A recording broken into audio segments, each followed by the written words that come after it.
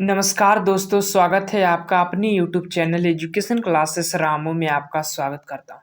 दोस्तों, बिहार शिक्षक भर्ती फेज से 2 से रिलेटेड हमने हिंदी का जो है व्याकरण वाला टॉपिक शुरू कर दिए हैं। हमने हिंदी साहित्य से रिलेटेड सभी वीडियो बना दिए आप लोगों के लिए, प्रैक्टिस भी करा दिए हैं। तो अगर आप उन वीडियो को नहीं देखे होंगे तो जरूर देखिएगा। अगर आप बिहार शिक्षक भर्ती फेज 2 की तैयारी करते होंगे तो बहुत ही महत्वपूर्ण होगी उसके लिए वीडियो, क्योंकि आपको पता होगा कि बिहार शिक्षक भर्ती के इस बार के एग्जाम में 100 नंबर का योगदान जो है सिर्फ हिंदी का ही होगा। तो वीडियो को अंत तक देखिएगा। वीडियो पसंद आए तो लाइक शेयर सब्सक्राइब भी जरूर कर दीजिएगा। तो चलिए आज से हम शुरू कर रहे हैं हिंदी व्याकरण, जिसमें हमारा पहला टॉपिक हो जाता है वर्णमाला। तो वर्णमाला के इंपॉर्टेंट जो 55 क्वेश्चन है आज के वीडियो में हम कवर करने वाले हैं। अगर वीडियो आपको अच्छी लगे तो फिर बताइएगा। वर्णमाला जो है थोड़ा लंबा टॉपिक हो जाता है, तो इससे रिलेटेड जो है एक और वीडियो जो बड़ी श्रृंखला में होगी, मतलब ज्यादा क्वेश्चन उसमें होंगे, वर्णमाला से रिलेटेड आपको करा दिया जाएगा। तो वीडियो में अंत तक बने रहिएगा। वीडियो पसंद आए तो लाइक शेयर सब्सक्राइब जरूर कर दीजिएगा। तो चलिए आज का हमारा पहला क्वेश्चन है कि वर्णों के उस समूह को जिससे कोई निश्चित अर्थ निकलता हो उसे कहा जाता है। तो उसको क्या कहा जाता है? प्रश्न नंबर 1 आ रहा है। विकल्प जो हमारा सही हो जाएगा वो उसको हम क्या कहते हैं? शब्द कहते हैं। तो बी वाला विकल्प हमारा सही हो जाएगा। 4 आपके ऑप्शन दिख रहे हैं, हम डायरेक्टली उत्तर ही आपको बताएंगे क्योंकि वीडियो भी थोड़ा शॉर्ट ही बनाना चाहिए। आगे चलते हैं। प्रश्न नंबर 2, भाषा की लघुत्तम इकाई क्या है वो आपको बताना है। विकल्प आपके सामने है। और हम बात करें भाषा की लघुत्तम इकाई की तो वो वर्ण हो जाता है। डी वाला विकल्प इसका सही हो जाएगा। प्रश्न नंबर 3 है कि हिंदी वर्णमाला में अयोग वाहक वर्ण कौन से हैं वो आपको बताना है। ऑप्शन आपके सामने ये रहा।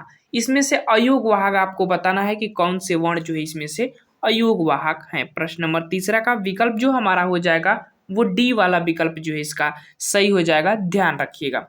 आगे चलते हैं। प्रश्न नंबर 4, हिंदी भाषा में वर्ण या अक्षर कितने प्रकार के होते हैं वो आपको बताना है। तो हिंदी भाषा में वर्ण या अक्षर कितने प्रकार के होते हैं? तो कितने प्रकार के होते हैं? वर्ण या अक्षर की बात करें तो वो 2 प्रकार के होते हैं। बी वाला विकल्प जो है चौथा का हमारा सही हो जाएगा। कितने प्रकार का? 2 प्रकार का, स्वर और व्यंजन। आगे चलते हैं। अगला हमारा 5वां प्रश्न है कि ए ऐ वर्ण क्या कहलाते हैं वो आपको बताना है, या किससे उच्चारण होते हैं ए ऐ वाले वर्ण वो आपको प्रश्न नंबर 5वां में बताना है। विकल्प आपके सामने 2 है, नासिका और मूर्धन्य। आगे चलते हैं और आगे भी 2 आपको हम विकल्प दिखाते हैं। चलिए आगे हमारा दूसरा विकल्प है कि ओष्ठ और कंठ तालु, लेकिन इसमें विकल्प जो हमारा 5वां का सही हो जाएगा डी वाला विकल्प। कंठ तालु से जो है ए और ऐ वाला वर्ण जो है उच्चारित होते हैं। आगे चलते हैं।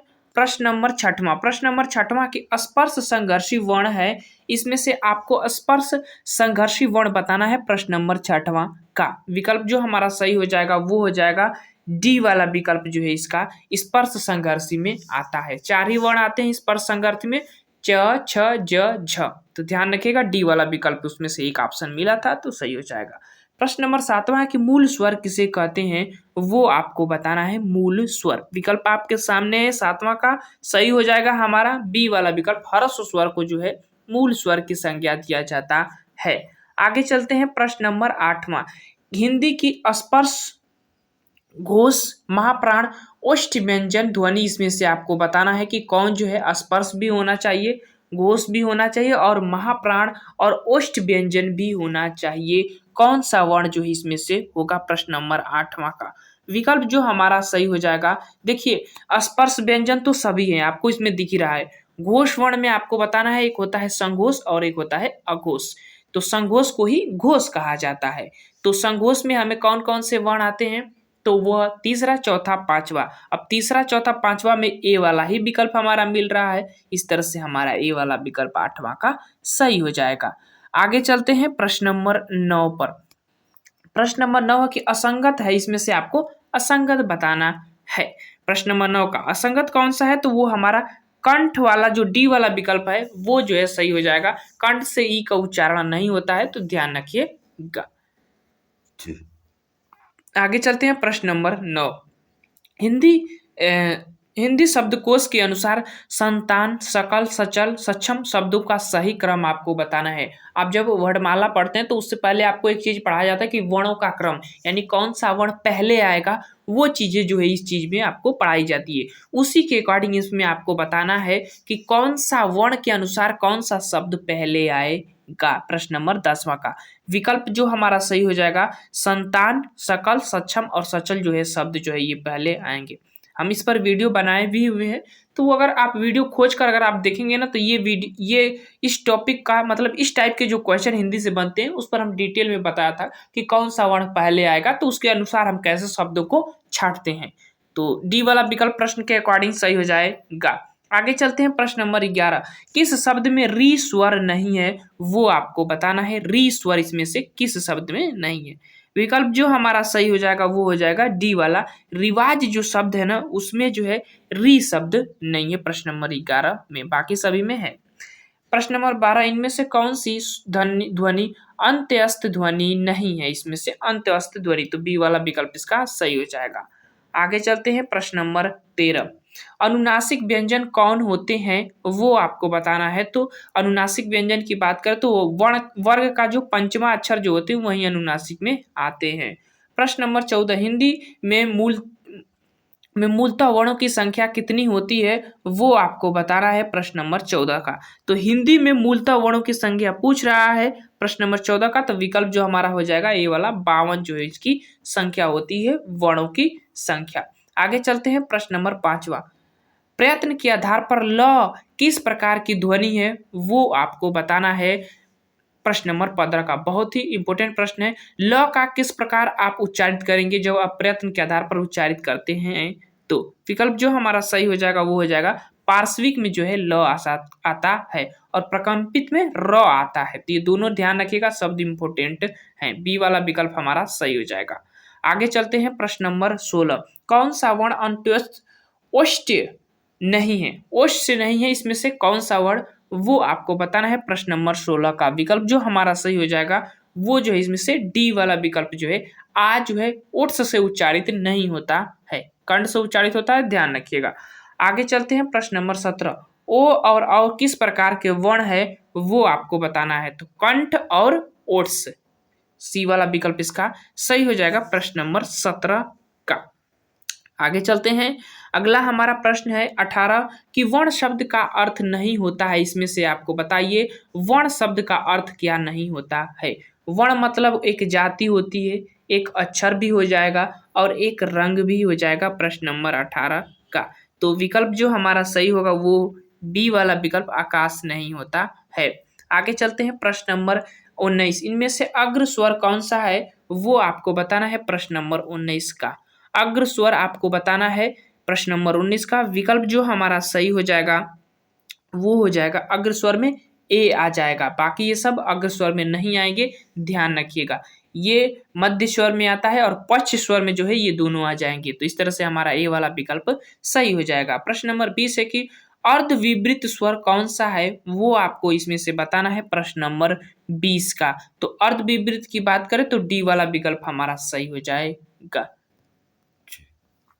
आगे चलते हैं प्रश्न नंबर 21। प्रश्न नंबर 21 है कि निम्नलिखित में से विवृत स्वर कौन सा है वो आपको बताना है। विवृत स्वर, तो प्रश्न नंबर 21 का हमारा जो विकल्प सही होगा वो हो जाएगा आ, ए वाला विकल्प इसका सही हो जाएगा, विवृत स्वर में आएगा। प्रश्न नंबर 22 है कि निम्न में से किसका उच्चारण स्थान स्वरों और व्यंजनों के बीच होता है वो आपको बताना है। किसका उच्चारण स्थान होता है प्रश्न नंबर 22 का। तो अंत्यस्थ व्यंजन जो होते हैं ना उनका उच्चारण जो है जैसे य और र, ये दो वर्ण जो है अंत्यस्थ वर्ण आप कह सकते हैं डायरेक्टली डी वाला विकल्प जो इसका सही हो जाएगा, जिनका व्यंजन और स्वर के साथ दोनों उच्चारण होता है, यानी अर्ध व्यंजन और अर्ध स्वर भी उसको कहते हैं। प्रश्न नंबर 23 है कि अंत्य अर्ध स्वर कहलाता है वो आपको बताना है। तो य और र और ल और प यहाँ पर दे दिया है, लेकिन हमारा पूछा क्या है कि अर्ध स्वर इसमें से कौन, तो ये वाला विकल्प हमारा 23 का सही हो जाएगा, यह कहलाएगा। आगे चलते हैं प्रश्न नंबर 24 से। य एक होता है और य र ल व और व ये दो होते हैं ना, ये अर्ध स्वर कहलाते हैं, ध्यान रखिएगा ये दो वर्ण। प्रश्न नंबर 24, विसर्ग से बना शब्द कौन सा है वो आपको बताना है। विकल्प आपके सामने है, विसर्ग से बना शब्द कौन सा है। तो प्रश्न नंबर 24 का जो हमारा विकल्प साफ साफ दिख रहा है, बी वाला विकल्प इसका सही हो जाएगा। प्रश्न नंबर 25 है कि निम्न शब्दों में से किसमें द्वित्व व्यंजन का प्रयोग हुआ है। द्वित्व व्यंजन का किसमें प्रयोग हुआ है वो आपको बताना है प्रश्न नंबर 25 में। तो द्वित्व व्यंजन की अगर हम बात करें तो विकल्प आपको साफ ही दिख रहा है, सज्जन में 2 बार वर्ण का प्रयोग हुआ है, एक ही वर्ण का, तो द्वित्व व्यंजन सी वाला विकल्प इसका सही हो जाएगा 25 का। प्रश्न नंबर 26 है कि अयोग वाहक की संख्या होती है कितनी, आपको बताना है अयोग वाहक की संख्या। तो अयोग वाहक की कितनी संख्या होती है, प्रश्न नंबर 26 का विकल्प जो हमारा सही हो जाएगा वो 2 होती है, एक अंग होता है और एक अह होता है, आपको पता ही होगा। प्रश्न नंबर 27, द्विगुण व्यंजनों की संख्या होती है कितनी, द्विगुण व्यंजनों की संख्या प्रश्न नंबर 27 का विकल्प जो हमारा ये भी 2 ही होता है, बी वाला विकल्प इसका सही हो जाएगा। जब आप व्यंजन पढ़े होंगे ना तो वो चीजें आपको डिटेल में वहां पर पढ़ाई जाती है। प्रश्न नंबर 28, निम्नलिखित में से संघोष ध्वनि कौन सा है वो आपको बताना है। संघोष के लिए हमें किस पर जाना होता है, तो तीसरा चौथा पांचवा वर्ण होता है। अब इसमें से आप छांट लीजिएगा कौन तीसरा चौथा पांचवा वर्ण में आएगा। 28 का जो हमारा विकल्प सही होगा वो हो जाएगा ए वाला विकल्प, ल वाला विकल्प जो है संघोष ध्वनि के अंतर्गत आएंगे, क्योंकि ये पहले पर आता है, ये भी पहले पर आता है, ये दूसरे पर आता है। तो ऐसे में तो पहला दूसरा को छोड़कर तीसरा चौथा पांचवा ही है संघोष में, तो यही वाला हमारा विकल्प जो है इसका मेन सही होगा। प्रश्न नंबर 29 है कि निम्न में महाप्राण ध्वनि नहीं है, वो आपको बताना है कि महाप्राण ध्वनि जो है इसमें से नहीं है। कौन सी ध्वनि जो है महाप्राण के अंतर्गत नहीं आएगी, प्रश्न नंबर 29 का। और विकल्प जो हमारा सही हो जाएगा वो हो जाएगा च ध्वनि जो है, तो हमारा जो विकल्प सी वाला सही हो जाएगा। आगे चलते हैं प्रश्न नंबर 31, वर्णमाला किसे कहते हैं। तो वर्णमाला जो है हम किसे कहते हैं, तो वर्णों के क्रमबद्ध समूह को ही वर्णमाला कहते हैं, डी वाला विकल्प इसका सही हो जाएगा। आगे चलते हैं प्रश्न नंबर 31, ई ध्वनि किस वर्ग की ध्वनि है वो आपको बताना है प्रश्न नंबर 31 का। स्वर का एक टाइप होता है, वही इसमें से आपको बताना है प्रश्न नंबर 31 का। विकल्प जो हमारा सही हो जाएगा वो हो जाएगा कौन सा विकल्प, ये सभी के अंतर्गत ई ध्वनि आता है, क्योंकि दीर्घ स्वर ही है, अग्र स्वर में आएगा ही, और संवृत तो ये है ही है, पक्का ही है, तो हमारा डी वाला विकल्प सही हो जाएगा। इसी के अकॉर्डिंग ऐसे ही प्रश्न आजकल के ट्रेंडिंग में है, तो ध्यान रखिएगा। प्रश्न नंबर 32 है कि बाड़ा सा मूर्धन्य सा छोटा सा और ह कौन से व्यंजन है, तो ये जो है एक तरह का किस तरह का व्यंजन है वो आपको बताना है। विकल्प आपके सामने है प्रश्न नंबर 32 का, ये भी जो है संघर्षी के अंतर्गत आएंगे, तो सी वाला विकल्प इसका सही हो जाएगा। प्रश्न नंबर 33 है कि कछ ध्वनि किसके अंतर्गत आती है वो आपको बताना है प्रश्न नंबर 33 का। विकल्प जो हमारा सही होगा, 2 ऑप्शन आपको दिख ही रहे हैं, आगे और भी ऑप्शन देखते हैं। कछा ध्वनि, तो यह जो है कछा ध्वनि एक संयुक्त व्यंजन के या संयुक्त वर्ण के अंतर्गत आती है, ए वाला सी वाला विकल्प इसका सही हो जाएगा। प्रश्न नंबर 34 पर चलते हैं कि ध्वनि निम्नलिखित में से बताइए कि नवीन की विकसित ध्वनि कौन सी है, वो इसमें से नवीन विकसित ध्वनि कौन सी है, प्रश्न नंबर 34 का। विकल्प जो हमारा सही होगा वो फारसी का यह शब्द नवीन विकसित ध्वनियों के अंतर्गत आता है, ध्यान रखिएगा। ख और क बिंदी लगा है ना, इसी वजह से ये वाला विकल्प इसका सही हो जाएगा। प्रश्न नंबर 35 है कि हिंदी वर्णमाला में मूल स्वर कितने हैं वो आपको बताना है। हिंदी वर्णमाला में मूल स्वर की संख्या पूछ रहा है, तो 4 हो जाएगी, सी वाला विकल्प जो हमारा 35 का सही हो जाएगा। आगे चलते हैं प्रश्न नंबर 36 पर। प्रश्न नंबर 36 है कि हिंदी शब्दकोश में कच्छ मतलब छ जो है का क्रम किस वर्ण के बाद आता है। मैं आपको उत्तर ही बता दिया, कच्छ जो वर्ण है किस क्रम के बाद आता है, तो क वाले के बाद ही आएगा, क्योंकि क और छ तब कच्छ होता है ना, पढ़ेंगे ना तो कच्छ, तो क के बाद ही छ आता है, तो इस तरह से हमें ए वाला ऑप्शन के साथ जाएंगे 36 का। आगे चलते हैं प्रश्न नंबर 37 पर। 37 कह रहा कि स्पर्श वर्ण कौन से हैं, इसमें से आपको बताना है स्पर्श वर्ण। प्रश्न नंबर 37 का विकल्प जो हमारा सही होगा, पांचों वर्गों के अंतिम वर्ण जो है स्पर्श व्यंजन में आएंगे। स्वर आता ही नहीं है, व्यंजन ये होगा नहीं, स्वर संयुक्त स्वर होगा नहीं, तो ये डी वाला ही तो विकल्प हो जाएगा, तो डी वाला विकल्प इसका सही हो जाएगा प्रश्न नंबर 37 का। प्रश्न नंबर 38 है कि हिंदी में स्वतंत्र रूप से बोले जाने वाले अक्षर क्या कहलाते हैं, वो आपको बताना है। स्वतंत्र रूप से, तो स्वतंत्र रूप से तो स्वर ही उच्चारित होते हैं, तो ये वाला विकल्प हमारा 38 का सही हो जाएगा। आगे चलते हैं प्रश्न नंबर 39 पर। अनुनासिक का संबंध होता है किससे, आपको बताना है अनुनासिक का। तो अनुनासिक के संबंध की अगर हम बात करें तो ये नाक से भी होता है और मुंह से भी होता है, तो सी वाले विकल्प के याद से आ जाइएगा। प्रश्न नंबर 40 है कि ई का उच्चारण स्थान है, वो आपको बताना है। ई का उच्चारण स्थान आप पढ़े होंगे ना कि ईचु यशाणाम तालु, तो किसके साथ जाएंगे, सी वाले के साथ। ई का उच्चारण स्थान किससे होता है, तो तालु से होगा। प्रश्न नंबर 40 का सी। प्रश्न नंबर 41 है कि निम्न में से कौन सा घोष वर्ण है, और घोष वर्ण में मैं आपको बताया था कि घोष कहिए या संघोष कहिए, बात एक ही है। इसके लिए पहले दूसरा वाला रूल आता है, यानी पहले नंबर पर और दूसरे नंबर पर। अब इसमें से छाटिए कि पहले और दूसरे नंबर पर कौन सा वर्ण है प्रश्न नंबर 41 का। तो घोष नहीं, घोष संघोष, हाँ सॉरी, संघोष और या घोष की बात करें तो तीसरे चौथे नंबर पर आता है वाला वर्ण है, और घोष जो होता है वो पहले दूसरा पर आता है। तो ये पहला दूसरा वर्ण है तो ये हो नहीं सकता, ये भी पहला वर्ण है तो हो नहीं सकता, प भी हो नहीं सकता, तो होगा कौन, डी वाला ही, क्योंकि द ही जो है तीसरे चौथे और पांचवें में अगर बात करें तो इसमें से आएगा। तो डी वाला विकल्प हमारा सही हो जाएगा। प्रश्न नंबर 41 का ध्यान रखिएगा।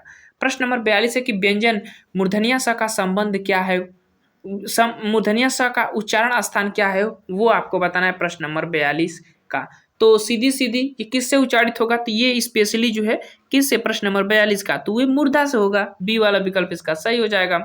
प्रश्न नंबर 43 है कि हिंदी भाषा में ध्वनियां कौन सी हैं जो दूसरी ध्वनियों की सहायता से बोली या लिखी जाती है, तो कौन सी ऐसी ध्वनियां हैं जो दूसरी की सहायता से बोली लिखी जाती है, तो व्यंजन ही है ना, बी वाला विकल्प इसका सही हो जाएगा।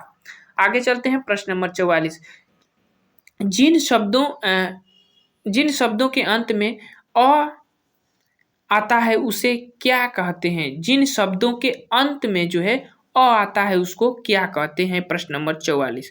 तो उसको हम कहते हैं, क्या कहते हैं, अकारांत कहते हैं। ए वाला सी वाला विकल्प इसका सही हो जाएगा प्रश्न नंबर 44 का।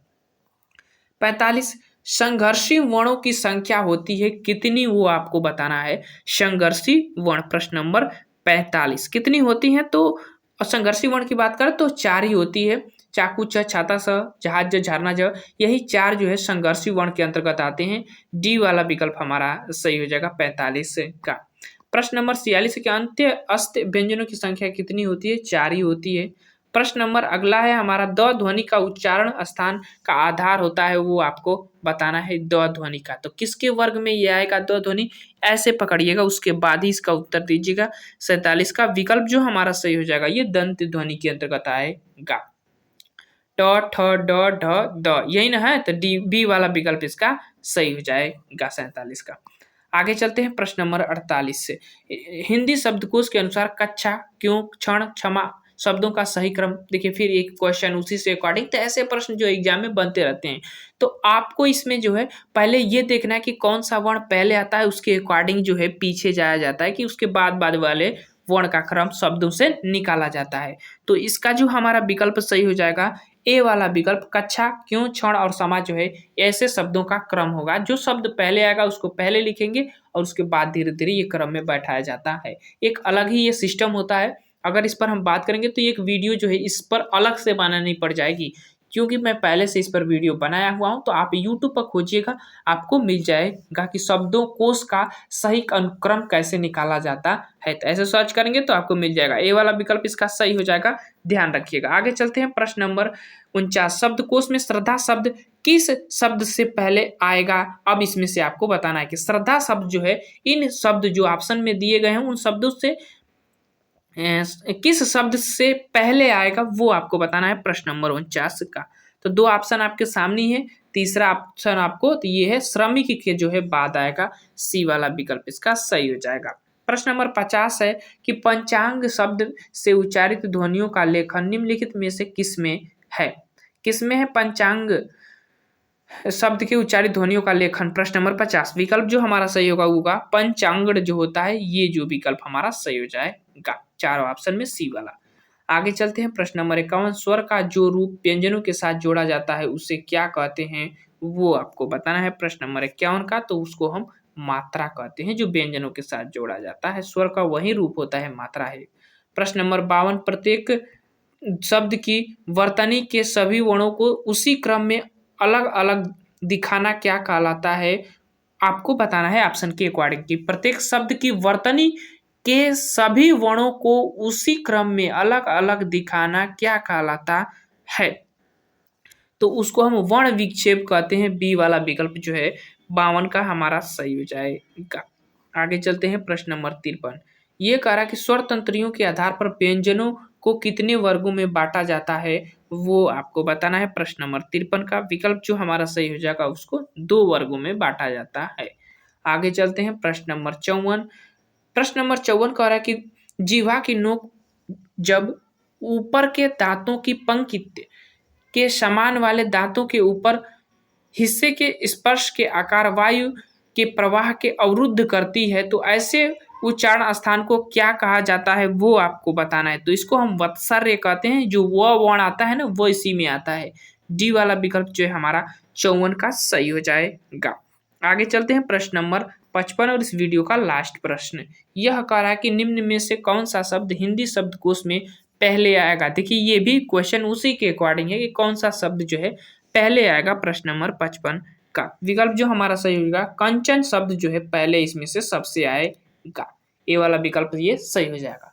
बाकी वर्णमाला से रिलेटेड ये इंपॉर्टेंट प्रैक्टिस सेट आपको कैसा लगा जरूर बताइएगा कमेंट बॉक्स में, और वीडियो को इसी पर समाप्त करते हैं। Thank you for watching this video.